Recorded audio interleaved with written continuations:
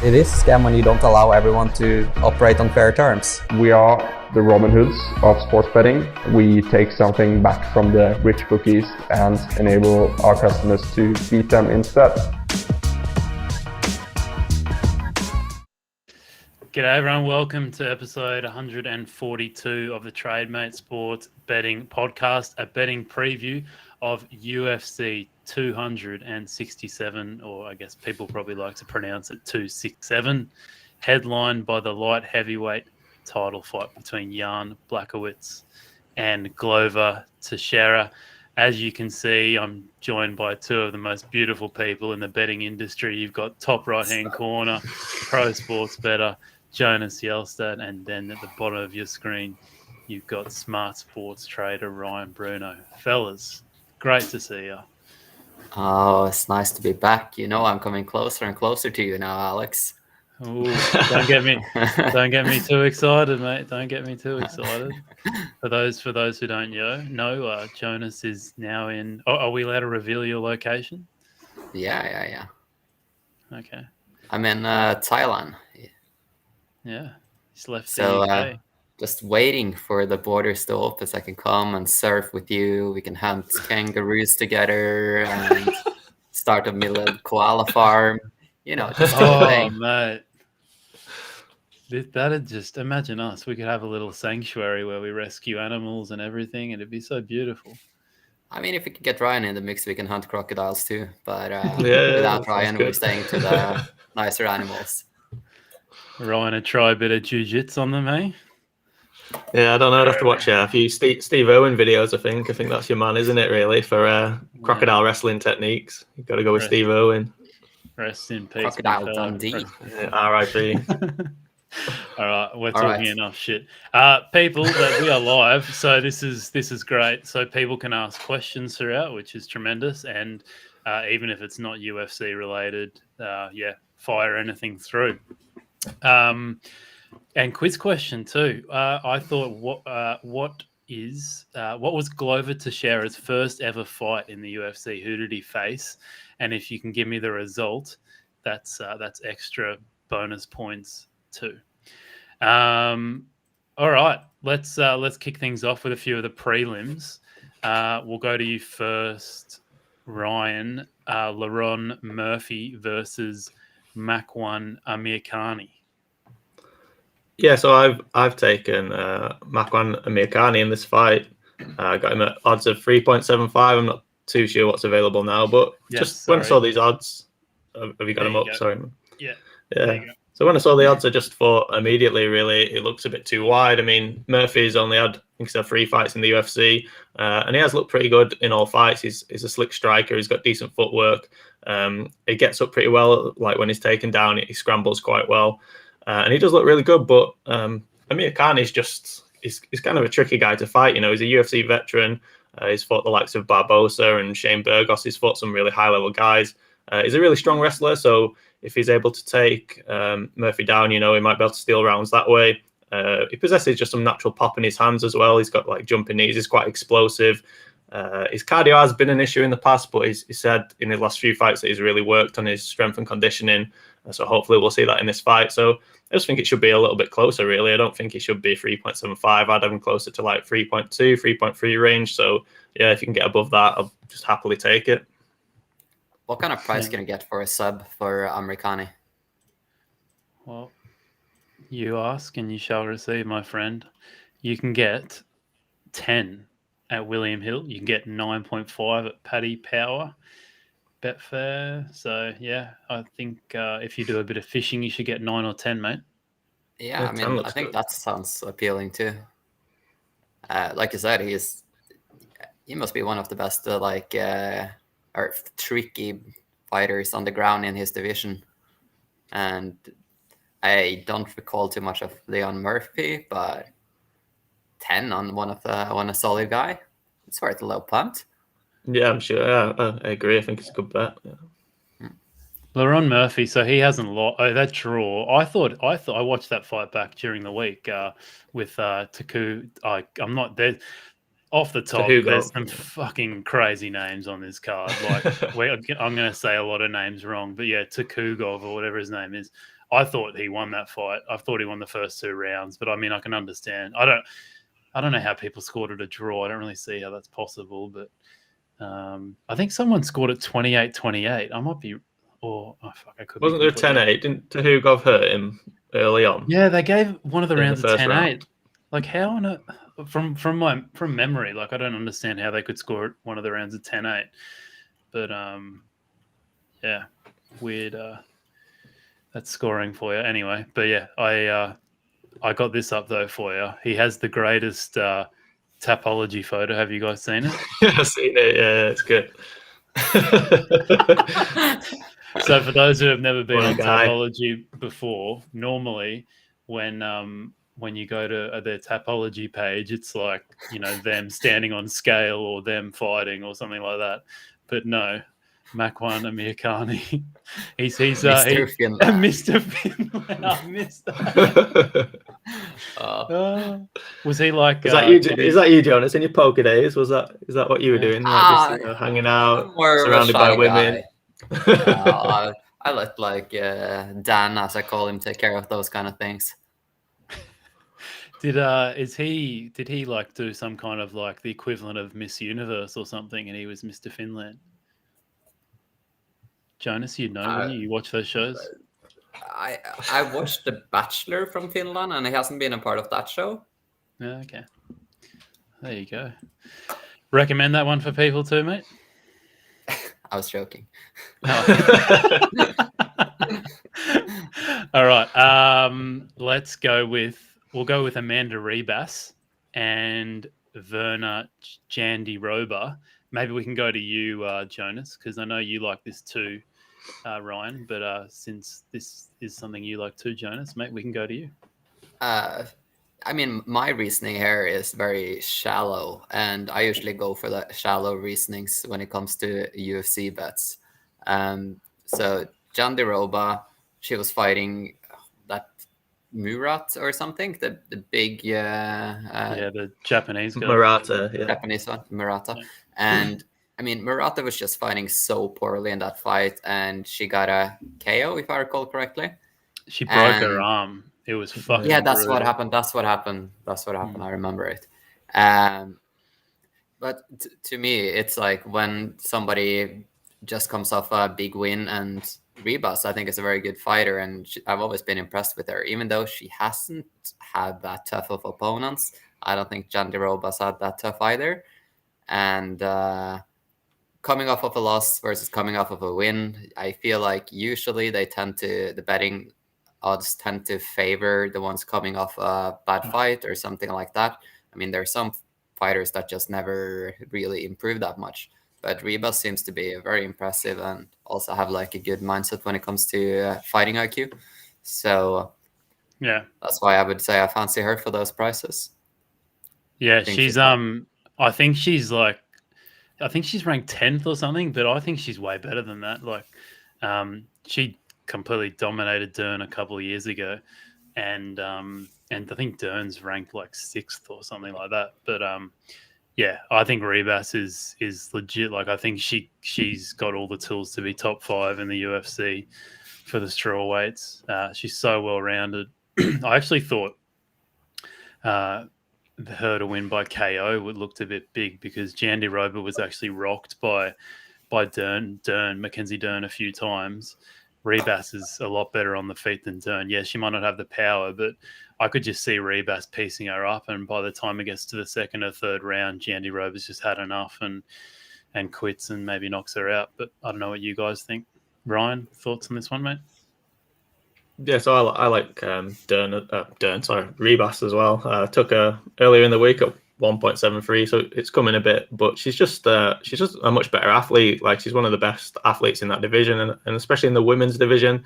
Like, if you're explosive and you're fast and she's got high output, she just ticks a lot of the boxes really for being like a top 5 fighter. On top of that, we've seen her grappling and holding her own against Dern. She pretty much stifled whatever Dern tried to do in that fight.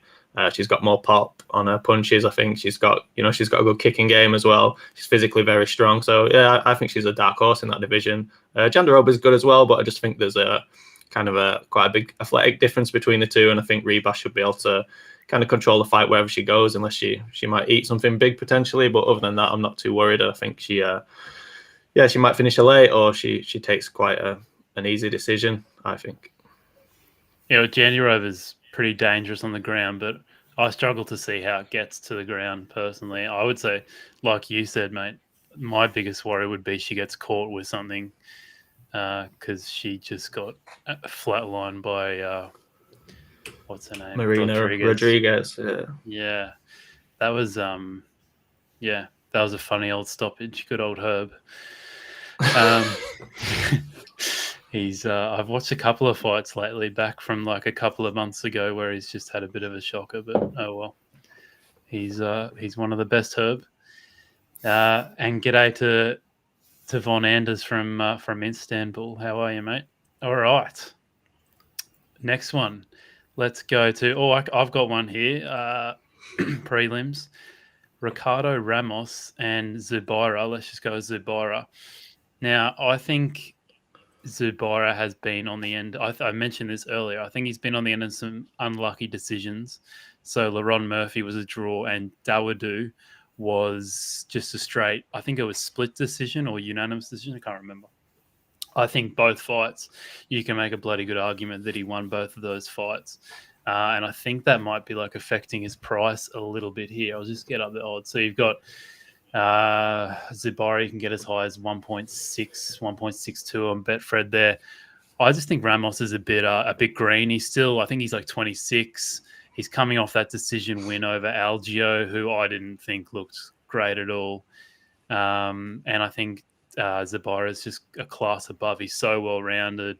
He's probably got more power than Ramos, and just a lot more controlled. He just looks like he's had a lot more fights than Ramos. Ramos is kind of a bit crazy. The only worry I would have is that Ramos, maybe they get in some kind of scramble or something like that, and Ramos locks on some kind of choke. But I'd say he's probably live for the first round.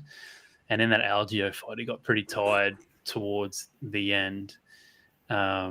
So yeah, I mean, I could see Zubaira finishing him, or I could just see Zubaira taking out a comfortable decision. So yeah, I quite like him at that price. I think if you can get 1.6 or above, I think he might shorten to closer to 1.5. So you should be able to get those prices. Anyway, yeah. Any thoughts on those, fellas? Like, dislike? No. All right, we'll move on then. I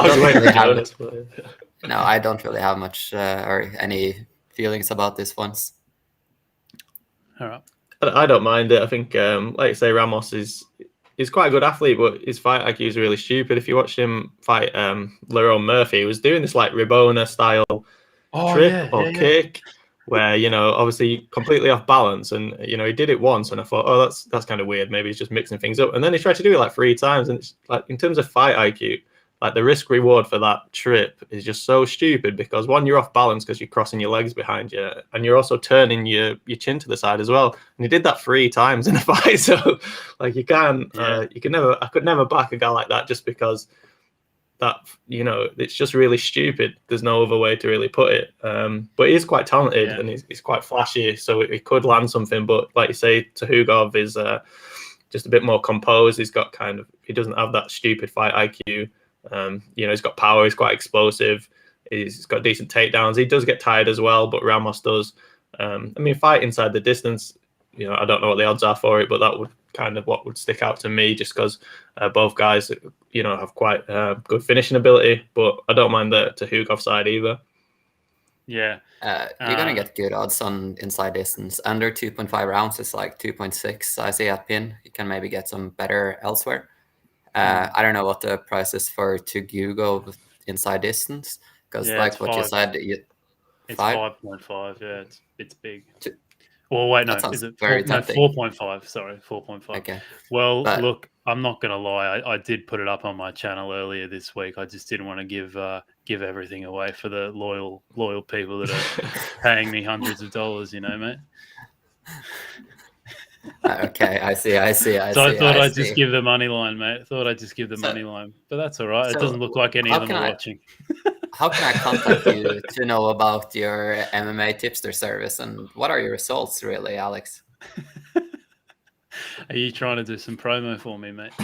I mean, if you're promoting something good, I want to know about it. Yeah, but mate, you already joined up, so I know it's yeah.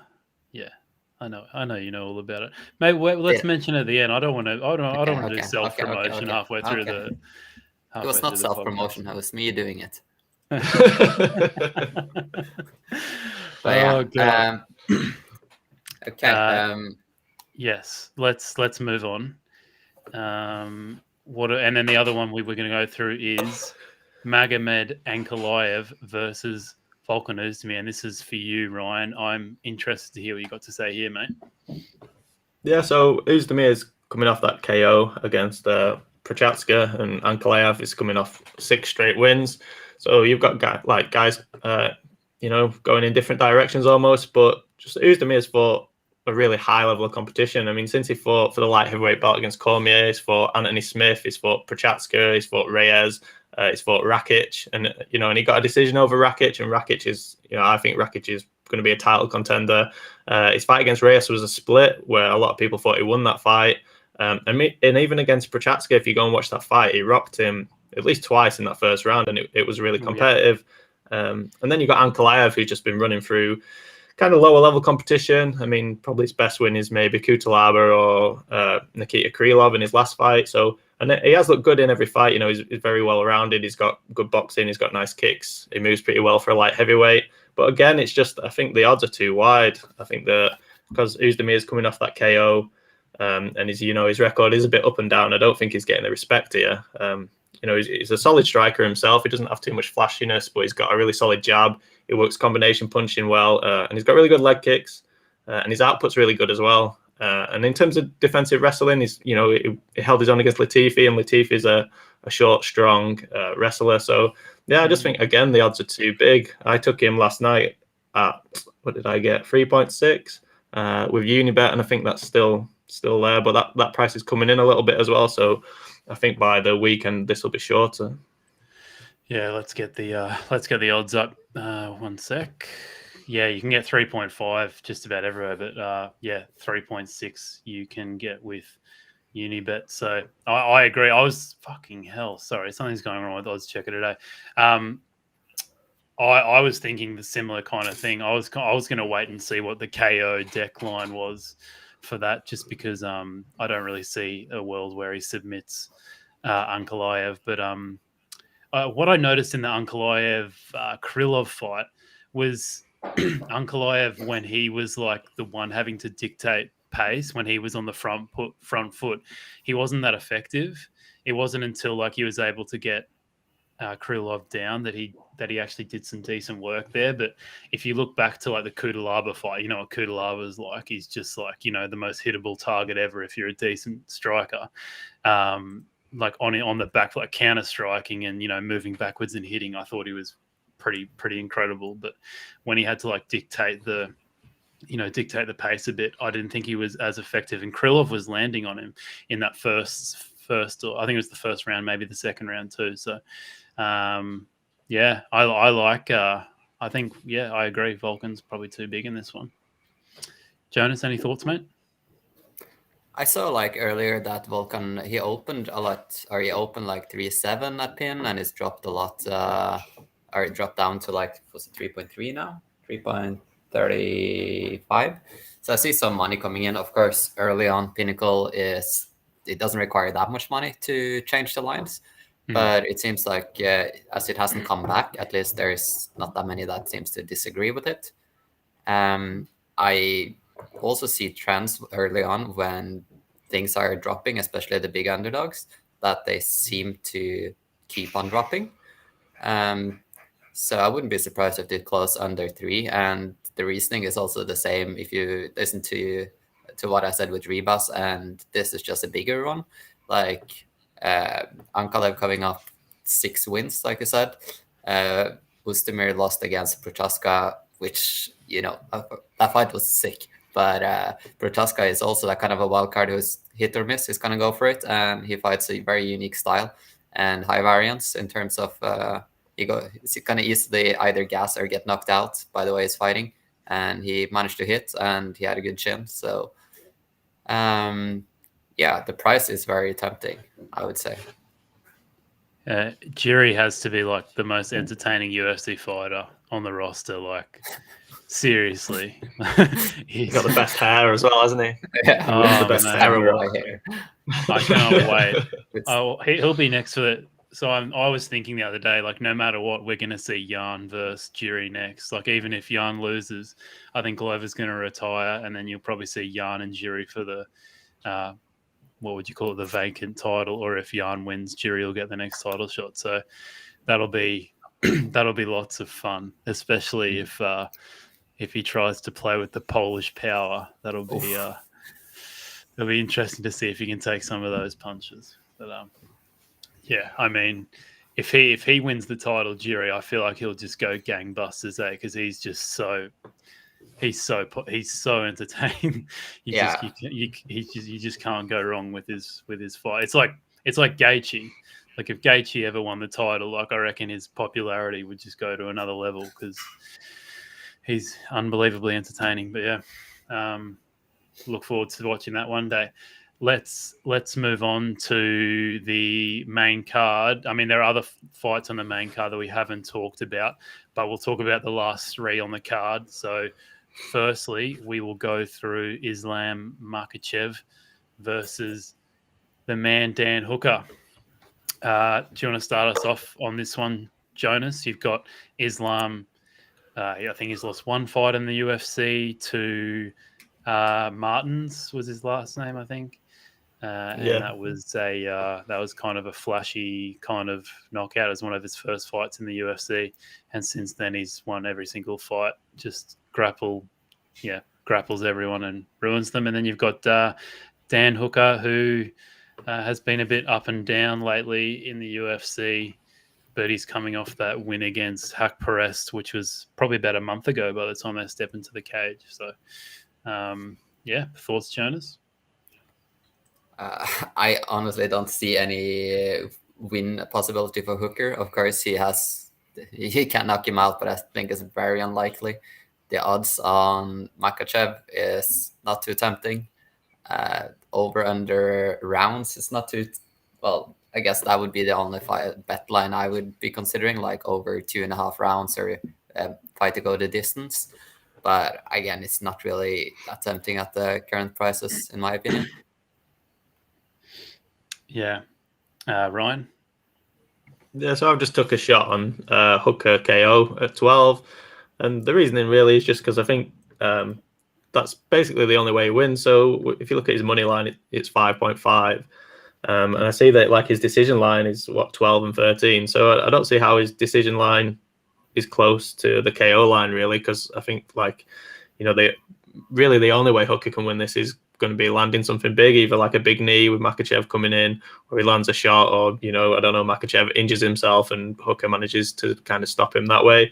So yeah, I've just took a small bet at 12 for the Dan Hooker KO, and it's just because I think it's probably a little bit too wide, and it just gives me some interest in the fight as well. So didn't not interested in submission by Hooker? What's wrong with that? Not anymore, mate. I've got a wife now, so those days are long gone, mate. What was that? Oh, jeez! I just realised what I said. I thought you were making a joke. Yeah. No, fuck! I should have run with it. Oh, that was brilliant. Well done to myself. Didn't even realise it. No, but you're being serious, were you? Yeah. I'm being 100% serious. I mean, he's had his subs back in the day, and I mean, he's going to be probably taken down at some point.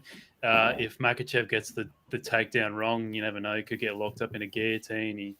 Hooker's dangerous all the time. So I just don't think he'll risk going for a guillotine. If he's going to get a submission, it's probably because he rocks Makhachev, and if he rocks him, I just don't think he's going to dive for a submission, because then he's going to put himself positionally in a bad spot. So, I mean, it could happen, but I don't think it's that likely. Yeah. All right. Well, fair enough. I mean, I think you can take inside the distance. That's still a decent price at a few places. Do you think Hooker actually can submit Khabib's cousin? Really? Well, but the thing is that you can get 12s for the KO, or you can get 9 for both. So if you want to take the extra 3 for the KO, sure, and then go crying when he gets submitted, mate, then sure. Right? I'm just going for a bit of a safer approach here, right? He's got. Yeah, I'm just looking at Hooker's record now, and he has 7 wins by submission. There you go. Okay. Make it 8. I just don't see it. I mean, I understand it's incredibly unlikely, but I think maybe if you're you're getting basically 30 something in odds on the sub. Yeah. Because 100 divided by 12 is like 8 point something, and 100 divided by 9 is 11, so 3 point something %, 30 in odds. Yeah, sounds about right, mate. You can't start doing maths on this podcast, mate. Okay, sorry. I tried to do very quick at this. Maths has nothing to do with betting, right? No. It's about winners. It's just about locking in winners. Yeah. Oh God. What's Von Anders? What are you going on about, mate? He's supporting Arsenal despite Arteta should be exhausting. What does that mean? Is he having a crack at Arteta? Who knows? And Rory, did you guys say Tukhugov 3.5 to win inside the distance? No, I think it's like 4.5, or I don't know where you are in the world, mate, but you can get 5 in what do you call it, Neds in Australia, Ladbrokes in Australia. So yeah. All right, let's talk about the main event. It should be the main event at least. Cory Sandhagen. Your main event. Oh, this is just fight of the year written all over it, isn't it? Petr Yan versus Cory Sandhagen. Odds, you can get Yan as high as 1.44 or something like that.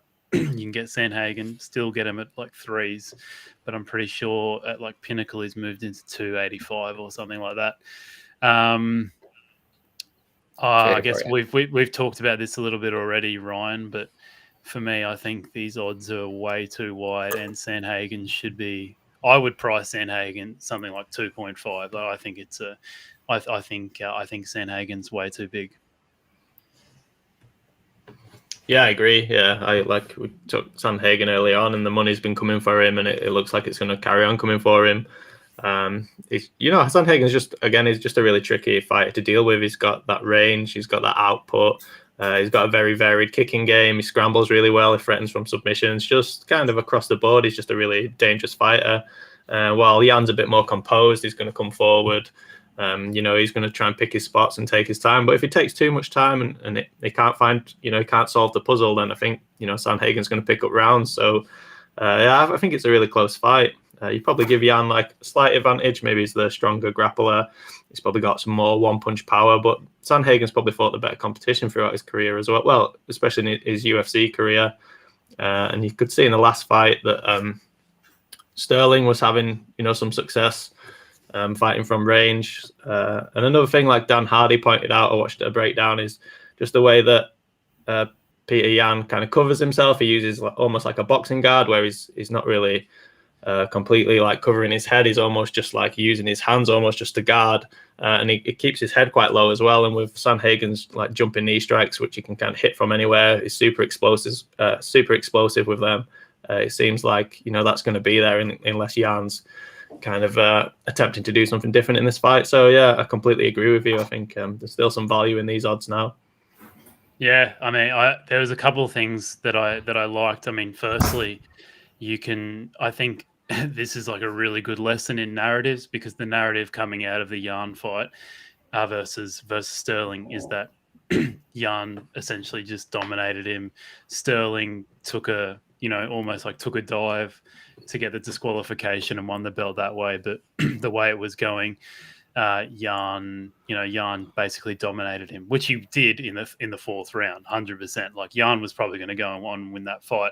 But if you watch the first 3 rounds, Sterling's movement, Sterling's like diversity in attack, like awkward, weird angles, all that kind of stuff was giving Petr. I wouldn't say it's giving Petr it was giving him problems in the sense that like he was outpointing Jan. I would say at the end of the third round, you can easily make an argument that Sterling won 2 out of the 3 of the rounds so far. I'm not saying that that's what should have happened, but I think if you said to me that he won 2 out of those first 3 rounds, I'd be like, yeah, sure.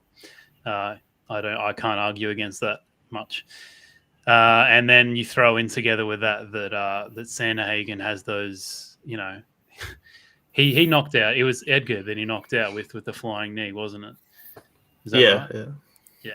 I mean, and Jan got clipped twice with a few flying knees by Sterling. So I think Sandhagen's way too big. I think it's a great example in recency bias and just people following narratives, because Sandhagen and Dillashaw, another one, you can make an argument that Sandhagen won the fight, but I think Dillashaw did so well in that fight, and it was kind of Dillashaw's ability to break up the fight with wrestling that made it hard for Sandhagen to really dominate on the feet for long periods of time. And I mean, Jan could do that, but I would rate Dillashaw's wrestling over Jan's wrestling just from what we've seen so far. So yeah, Jan should be favorite.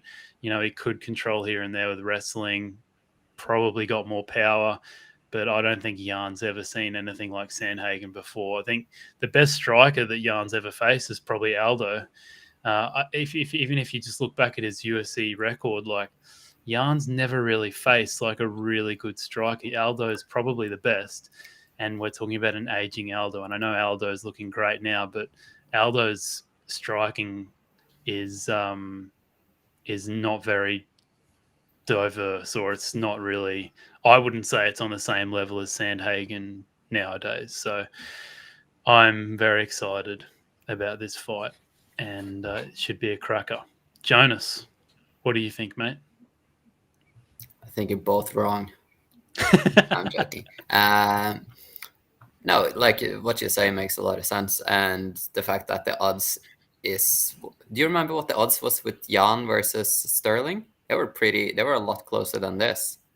Yeah, was he like a small favorite? Was it? Yeah, I think it was like. Or was Sterling the favorite? Like yeah. No, Sterling wasn't favorite. No.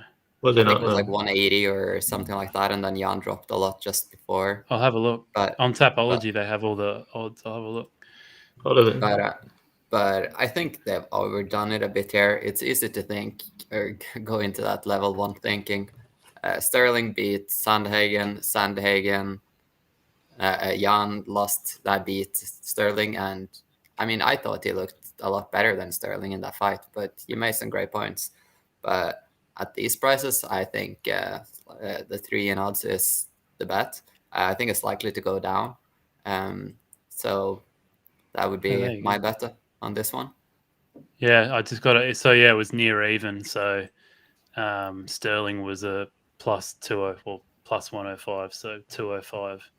So it was pretty close. I think a good comparison in terms of like just looking at the odds for this fight is these are like the same. It's basically, or at least very similar odds to the Jan Blachowicz and Glover Teixeira fight. And I don't know about you guys, but I would say Sandhagen has a much better chance of winning the title than Glover does. So yeah, I mean, Sandhagen was also favorite against Sterling when they fought, so you should expect those to be. Of course, this different matchups can be beneficial against different fighters, so it's not just that. But I would think that this is more favorable for Sandhagen than it would be for Sterling, this matchup. But all the things is going towards a bet on Sandhagen. Yeah, it'll be interesting to see where it closes. It was one of those ones, and I was when I sent, because I bet this at like 3.11 or something, and I sent it into my channel, and I was like, it's one of those ones where it's so far away from what I thought the odds would be. Like I thought it would be something like 2.5, and when it's that far away, you're like, I'm completely missing something here, aren't I? So when you messaged me, Ryan, saying I like it too, I was like, thank God, because I thought I was like, when they're that far apart, you get very worried. Yeah, and the thing is, if like Sandhagen had been given the Dillashaw fight, which was, you know, really close, it could have gone to either guy. He's probably opening at like 2.7, 2.6 in this spot, but it's just because he's coming off a loss, basically. I think that's why he's bigger than he should be. But it's like, I don't know, that loss doesn't mean too much because it was like a razor thin decision, wasn't it? Really? So yeah, just he got robbed. Yeah, he got robbed. You think? Yeah, I thought it was close. He didn't get memory, robbed. There's no way he got robbed. I watched it back the other day. I think it was the 5th round. I think that was the contentious one from memory. Jonas is bringing up the media scores, isn't he? What did Ryan score it as?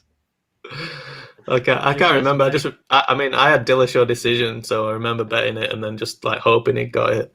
But I remember it just being close. I can't say like what I scored it, but it was close. I think I watched it the other day. I think I had 1 and 3 for Dillashaw and 2 and 4 for Sandhagen, and 5 is just a complete toss-up. Is that right, Jonas? On the MMA decision thing, 14 of the experts had it for Sandhagen and 6 for Dillashaw. In order to get 2 of 20 to be Dillashaw, it's a robbery. But it was it was very clear. Round 1 Dillashaw, round 2 Sandhagen, round 3 Dillashaw, round 4 and 5 was like 75% on Sandhagen for both of them. So, all right. I mean, it's let's be honest. Numbers, like there's a with lot those numbers, it was there. closer than I remembered. So, all right, cool. Yeah, I mean, there's Congrats. A lot worse there, isn't it? I remember punching myself over not going for the Dillashaw and going for Sandhagen, and then thinking like Ryan sitting there smiling like, told that little fucker. It was a good. It's probably it'd be up there with fight of the year so far. That was a great fight. I was really impressed by Dillashaw. Yeah, it's such a shame that he got popped for EPO because he didn't need to do it. Like and it's almost like ruined his career now. Like for someone to come in and do what he just did to Sandhagen is like, just, you know, why on earth would he even do the EPO? It's just like, yeah, it's a shame. Because I feel like now that's he must have been doing that EPO for the majority of his career, though. Do you reckon? Like, well, it wasn't just one fight. There's no way it was just one fight. But I think that he proved in that fight against Sandhagen that, you know, he's fucking good.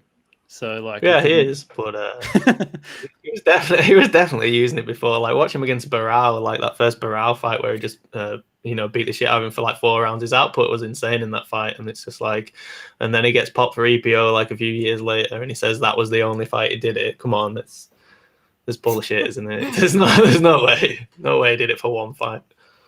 Oh mate, lay off him. I reckon it was one fight. And it kind of backs it up too that it was his first fight at 125 pounds. But, you know, we can debate this later. Let's go to the main event. The old timers, Jan Blachowicz and Glover Teixeira. Odds for this one, you can get 1.37 at Unibet for Jan, and you can get 3.5 for Glover. Jan, this will be his second title defense after beating Israel Adesanya last time out. And Glover, I think Glover's on like a 5-fight or 6-fight win streak or something like that. Like he's killing it, and he's like 42 years old. So good on the big fella, but I don't really see. I think it's very tough for him to win this one. But what are your thoughts, Jonas? From what I remember, he goes for it, and he puts himself out there. Yes, he got a big chin, but he hasn't felt the Polish power. But what I would like in this bet is, or in this match, would be the under 2.5. You can get probably just above evens for it, and I think it's going to be a cracker from the beginning, and I think Teixeira is just gonna possibly expose himself a bit too much. And I don't think he would want to go 5 rounds against Blachowicz. And if he puts himself out there, Blachowicz is very likely to be able to knock him out, but he also might be able to knock Blachowicz out. I think it's gonna just be a quick finisher by either one. Yeah, no, I agree. I mean, I bet Jan by KO at 250, but that's well and truly gone. That was on Monday, so unfortunately, yeah, I wouldn't bet it at the current price. Maybe the only bet I could see now is if you can get Jan by KO decision at like 1.45 or above or something like that, because it's unlikely that he submits him. So yeah, maybe something like that. But I mean, Glover's been rocked in a lot of those fights that he has on this winning streak. He's been rocked in a lot of those fights, and yeah, the Polish power. I mean, he took Santos, like he took Santos' shots and took him down. But if he can take Jan down after taking those shots, then fucking all the power to you, mate. Because, yeah, that's Jan's, a much better wrestler than Santos. So, yeah, unfortunately, I don't really see this ending too well for the. This will probably be his last ever fight. Ryan, thoughts? Yeah, similar to you guys, really. I think it's a tough fight with Glover, and kind of every additional fight he gets a little bit older and he takes a bit more damage. So, I mean, it'd be nice to see him pick up a belt before he retires, because I do like the guy. He seems like just a decent human being in general. But like you say, it's a really tough matchup for him. Blachowicz hits hard. He's very well rounded. He's shown really good cardio. Like he went with Adesanya for 5 rounds. His cardio held up really well there, and he just looks really good at the moment. It looks like he's at his peak. So I mean, Glover might get something. He might get a takedown, snatch up his neck. So if you want to go with Glover, I'd probably look at Glover submission over anything else. But I don't think he's going to be able to control Blachowicz for 5 rounds. He might land a big shot, but Blachowicz has got the kind of tighter boxing. I think he's got the reach advantage as well. So yeah, I agree with you guys. I don't have a bet for this fight. I kind of hope Glover wins just because I like him, but yeah, I'm not too confident that that's what's going to happen. Yeah, no, I agree. The only thing that worried me with Jan was he got held up against the cage for a long time in that Jacare fight. I mean, this is 2 years ago now, but I thought that might be. I mean, if you doubt that he's going to be able to do that for 5 rounds and get a decision, but is that something that worries either of you guys, that Glover could just hold Jan up against the fence for a long amount of time? It's possible. But like you say, he's got to close that distance first. So obviously he's got to come into range to do that. And Blachowicz does seem like a much improved fighter, especially when he just fought Adesanya. So I imagine he would have been working quite a lot on his footwork in that fight, because Adesanya kind of glides around the cage. So Glover's a bit more plodding. So yeah, I mean, it's a possibility, but I think Blachowicz is good enough to kind of not get stuck there for 5 rounds. Yeah. All right. Anything else, fellas, or should we call it a day? Yeah, I mean, this is a long shot, and I'm just interested to hear what you guys have to say about this. The Tybura versus Volkov fight. I mean, it's 2 people with a lot of heart, but I guess there's no one with a bigger heart in the UFC than Tybura, apart from Romanov, maybe. Romanov. No. So you want to back Tybura? No, I'm potentially looking at the underline there too, because I do expect a lot of fireworks between the 2 of them. Yeah, the thing about what's his name?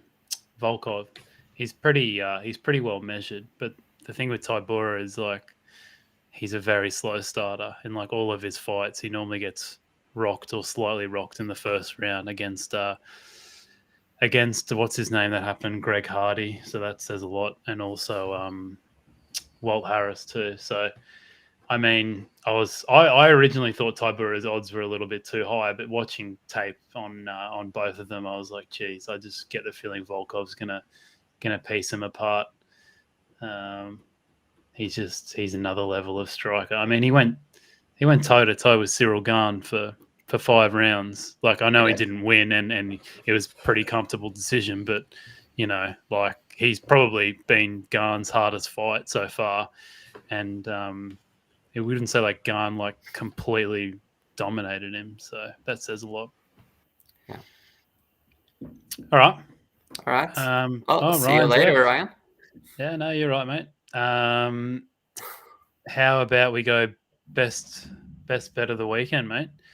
Your favorite one out of everything on the card as we bring back Ryan. Sorry, mate. It went robot voice and really slow, so I had to restart it. So my best bet of the week, I guess I'm gonna steal one of Ryan's picks there, as we did agree on this one, the Ribas bet. I think 163 or something, 162 to 164 seems to be the price. Yep. See, this can easily go as low as under 1.5. I also, if you feel a bit optimistic, you could go for her inside distance. Should be a good price. Yeah. And just looking around and getting like the market beating price should be about good enough for it. Just coming off of a loss and also shown that she is able to finish. I think she's gonna not let this one go to the judges and go for it if she starts rocking her, which I do see as a likely possibility. So I would go for that. Yeah, I think it looks like inside the distance at 4.5. So that's pretty decent. You can get it at KO at 8, which I think is probably a bit too big.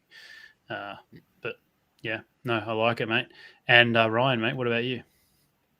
So I like Sandhagen. I think it's a really good bet, but that might be your best bet. So I'll also say I think Oezdemir is solid value as well at the current price. Yeah, mine was Sandhagen too. And I think, like I said before, I think he's already into 2.85 on Pinnacle. So I'd be snapping up those 3s that we saw before ASAP. So yeah, no, I like it, fellas. Good stuff. You can find these gentlemen. You can find Ryan at SM Sports Trader on Twitter. Find Jonas at Jonas Yell on Twitter. Ryan, your service, it's done a little bit of a revolution, mate. So you've just gone for the straight UFC stuff, kind of. I mean, maybe you want to explain it, mate? Yeah, I just simplified it. So I was kind of doing casino stuff, like casino offers for UK residents and value betting as well. But I just found it was kind of overload doing all different things. So I've just simplified it now. So you get straight UFC bets and some in-play football betting as well. So over 2 months, we're up like 16 points. So whatever your stake was, if you stake £100 per bet, you'd be up £1,600. So it's been a pretty solid start. If anyone wants to join, yeah, highly recommend for everyone out there. And you can follow myself. We can do some promotion now, Jonas, mate. You can follow me on Twitter at AlexVella_. And if you go to my Twitter page, you can see me advertising my UFC betting tips thing I do. Both of you guys have done very, very well when it comes to the UFC betting. So we're bitter rivals now, mate. I'm happy to sit and listen to what you guys have to say and learn from you guys. And if you want to follow me, I moved to Thailand. I started a new content project called Overbet Express. So we're going to be posting a bit about sports betting, but mostly about poker. And I'm going to start learning more about crypto. So as a beginner, follow the journey from the get-go, how I approach things when I want to learn things. And hopefully it's going to turn into something cool. Try to teach me, mate. I can be a dummy if you like. Well, I'm a dummy myself, so just got to start somewhere. And I think it's a good project. It's something I see so much upside in doing, so I think it's fun to document it And if I somehow end up making it, it's cool to show that to others, how I approach it from the start. And yeah. Nice. I saw a video last week. You had a Paddy Pimlet was on it, wasn't he? Oh yeah, you're in a casino, and Paddy the Baddy was on it. That's right. We went to that was cool. Aspers in London, and right. was a Lad Bible event. So we went there, played some poker, and Paddy the Baddy was there also. Isn't he your brother? Yeah, that was weird. I mean, okay, I'm not a fit person, and but really, it's incredible to see the shape he gets in when he's fighting compared to when he's not fighting. It's a big difference. Yeah, I was listening to what podcast was I can't remember, but someone said that, I think it was Michael Bisping. He said like Paddy is like fucking fat right now. Already, he didn't fight a lot ago. Not fat, but not super fit. And I'm just thinking, being so talented and having really a shot of making it, just being extremely good when it comes to what's that English name again? It's super simple. When you nutrition, being strict with nutrition is like that could be the difference about him possibly being a title contender. Maybe he can get the belt, but if I was somehow related to him as his manager, I would just remove those burgers from his diets and pizzas and whatever the fuck he's eating. I guess beers is the most important thing to remove, actually. But the thing is with him, like, it's kind of matches his personality, or like his fighting in a way, because it's like when he goes in and fights, he's pretty reckless. Like as we saw in the Vendramini fight. I'm sorry if I botched the pronunciation. Like he got tagged, and then he tagged him back. So it's like, I mean, maybe he's just looked at what John Jones has done throughout his career, and he's thought, that's the way to go.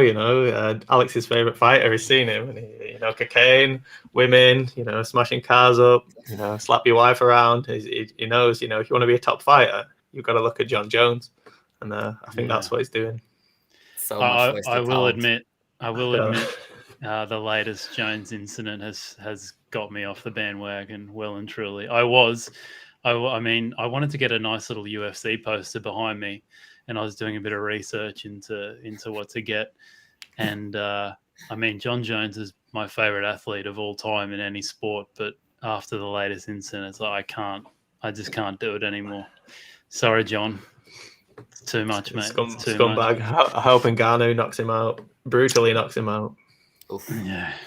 I hope the fight will happen. Yeah, me too. It won't happen, I don't think. No. I mean, he's got to get through Gane. Gane's favourite, by the way, for that fight. Is he? Oh. Yeah, I saw it on Pinnacle the other day. I mean, I know it's like 2-3 months away, but Gane is a very slight favourite. He's like 1.91, and Ngannou is 1.95. So for those who want to lock up their bankroll for 3 months, go for it. All right, fellas. That does it. Someone was enjoying this podcast so much that they thought we were talking about tennis until about 40 minutes in. But yeah, I see Rory wrote, best I can see in Ireland is 2.5. We were talking about Tukhugov, yeah. But we were talking about inside distance, and that's the price for decision. So you could also bet him at KO. I see 5.5. I think that's better than if you can get 4.5, as the submission odds is like 26. So 5.5 on KO is a lot better than 4.5 inside distance. All right. I'm just going through these. I'm just trying to go through these questions. I don't think we've missed anything else. So, yeah, sorry, Von Anders, about thinking we were talking about tennis for 30 minutes until you realised we were talking about UFC, mate. Obviously didn't make that clear enough. And, yeah, I think that just about does us, gents. Quiz question. Glover's first ever fight. I'll let you go first, Jonas, because normally you get these wrong. So, Glover's first ever fight, mate. History was never my thing, and for a fighter who was 43, I was probably not even born when his first fight happened. No, I no idea actually. I don't even know if he's 43. Just popped in my head. Glover, yeah, he's 42, I think. Ryan, mate, do you want to have a guess? I remember him beating up Carl Kingsbury. Don't know if that was his first fight. And then I remember him fighting Fabio Maldonado, but that might have been his second or third fight, I think. But yeah, I think it was Kingsbury, wasn't it? Gee, you're good, mate. You're very, very good. Yeah, Maldonado was his second fight. So, okay. Well done, mate. Do you remember how he beat Kingsbury? No, I don't. No, I just remember he beat him up pretty badly. But yeah, it's a round one submission. So, well done, mate. You're a real OG of the fight game. So well done there, mate. All right, that'll do us. No idea when we'll be back on. Well, no idea when we'll be back on the channel, but it was lovely to be back on. And yeah. Oh, I'm still here, but next podcast, I'm gonna bring the fucking quiz question, and I'm gonna put you in the bin, Alex. Well, we do what we can. I mean, next week is UFC 268. It's unprecedented. He's gone again. Two pay-per-views in a row. So, yeah, very exciting. So maybe we'll see you guys. Maybe see you guys next week. Should be a cracking fight. But thanks everyone for listening. Do a quick rate and review of the podcast and subscribe to us wherever you listen. And if you don't care about UFC at all, but you like soccer and American sports, then start a free week trial of TradeMate Sports and start your value betting journey. Gents, we'll have to catch up soon. Thank you very much for coming on. Cheers. See you later, guys. All right.